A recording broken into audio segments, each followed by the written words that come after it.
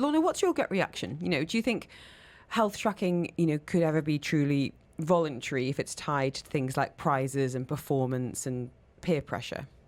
I remember when I came to the region about 13 years ago, I was part of a STEP program where, the department would be able to, win prizes based on how many steps the collective had done. And I think in those scenarios, it makes it fun. But if you're really trying to create health benefits, that's where the culture piece comes in.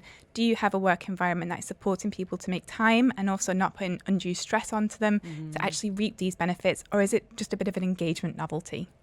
And the why, I think, Lorna, I think that's the big thing for me is the why. I'm thinking, what would incentivize me to share my data with HR and my boss? I'm like, I really can't think of much at all, because I worry that, schemes like this can reinforce unhealthy perfectionism or shame for people who might already be struggling with enough on their plate.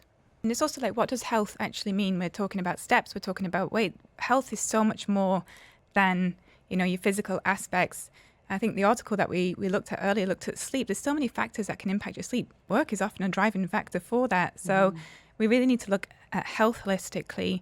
And we need to look at, what is the organisation trying to achieve? Because with any sort of behaviour change that you're trying to drive within an organisation, people need to know the why. Is it because you're trying to improve our insurance levels? Or, like you say, what's in it for me?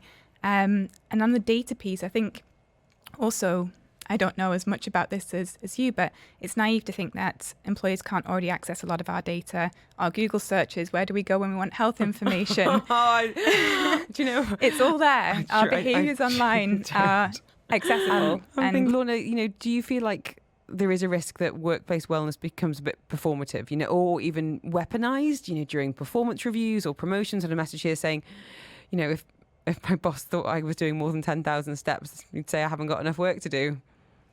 Yes, it's definitely a risk. I mean, before I worked in a wellbeing, employee wellbeing app actually, and we wouldn't have had access to the individual person's data. In the same way that you do an engagement survey or a culture survey, you tend to group people on departments, gender, so you can look at the metrics and help inform your company strategy towards employee wellbeing, which I think is a great use case. But if you can then zoom down to Lorna did 10,000 steps and if you can look at it from a departmental or, work role type, then you can get data that's going to help organisations support their employees better. When it gets down to the individual level, I'm going to say that's a no. So, Lorna, I'm giving you all the power now. Oh, my. Are you ready? If you could redesign corporate wellness from scratch, key pillars, features that you think are relevant for 2025, what would it look like, and maybe what would you leave out entirely? I think you have to look at all of the pillars, like you say, your social well-being, your sleep, your movement, all of these different things, and how the culture is working together. And I think the other piece of this is also asking people, what do they want? Yeah. I really liked what you said before about inclusivity. Movement isn't available for everybody. We live in a very ableist society. So what's going to work for everybody and what's going to be the most inclusive?